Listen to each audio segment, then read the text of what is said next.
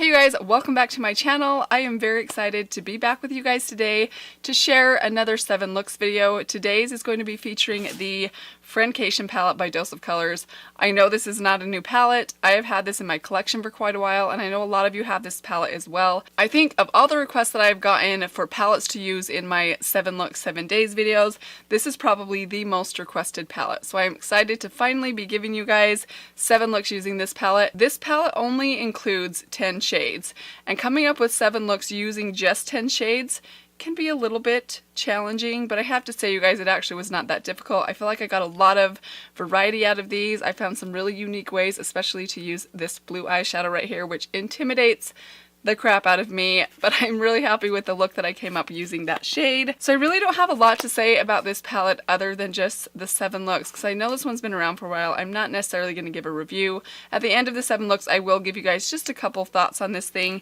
but let's go ahead and just jump right into those 7 looks. Before we do, if you are new to my channel, welcome. I hope that you will stick around, hit that subscribe button, ring the notification bell, and that is it for my intro. Let's get right into look number 1.